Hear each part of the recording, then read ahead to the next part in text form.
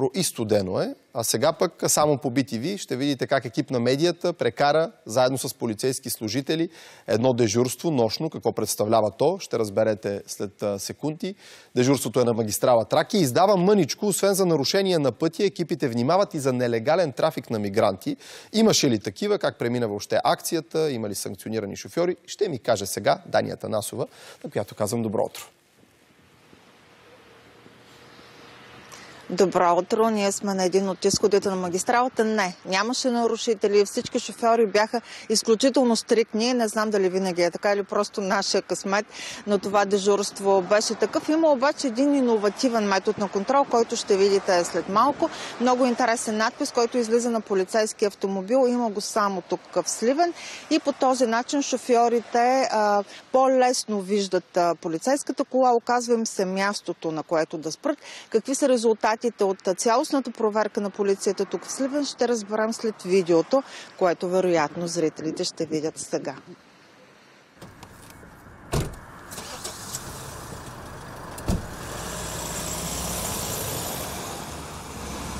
Малко след 19 часа полицейски патрул тръгва от 278 км на автомагистрала Тракия по посока София.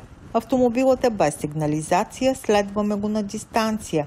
В първите 20 км движение няма, а магистралата е почти празна. Малко по-късно патрулът пуска светлинна сигнализация и специален надпис на полицейската кола посочва на шофьора да се отклони и да последва полицаите. Първият проверен шофьор идва от Ямбол. Отворите товарното помещение на пътен автомобил.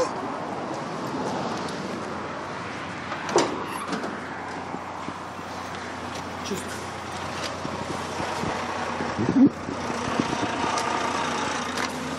Човека превозва строителни материали. Към всички еднакво сме внимателни, тъй като не знаем кой къде отива, за къде пътува, кой превозва и с каква цел е тръгнал на пътя.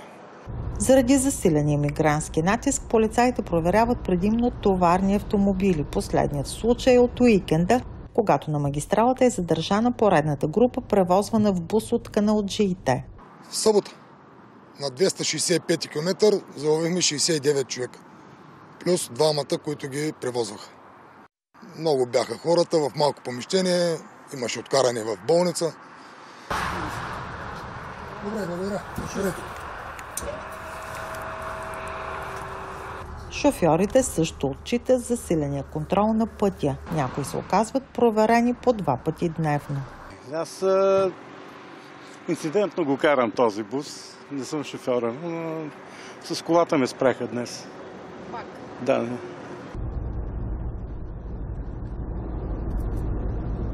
Други са изненадани от новия тип сигнализация и контрол на пътя.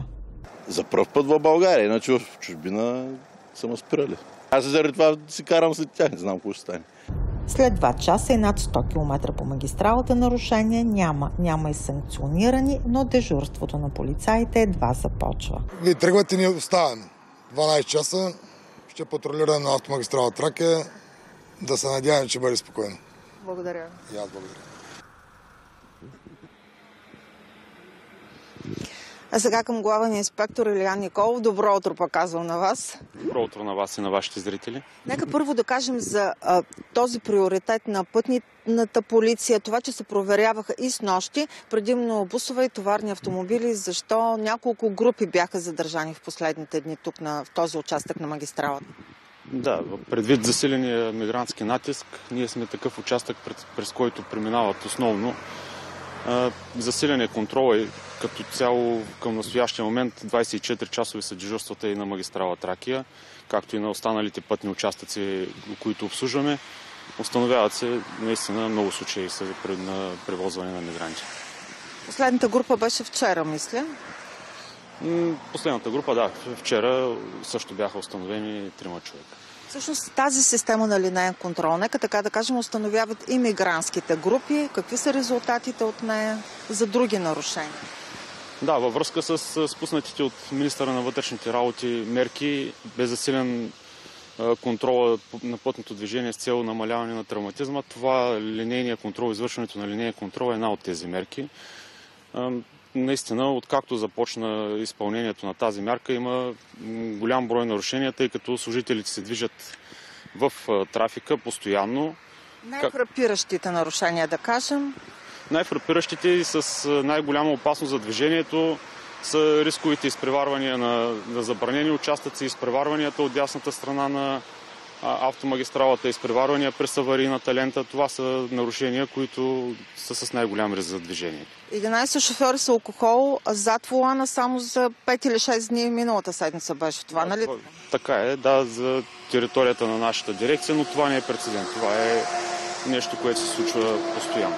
Последно имаме секунди наистина да кажете за този надпис, който излиза. Как го приемат шофьорите? Ваша е идеята тук на полицията в Сливен, разбрах?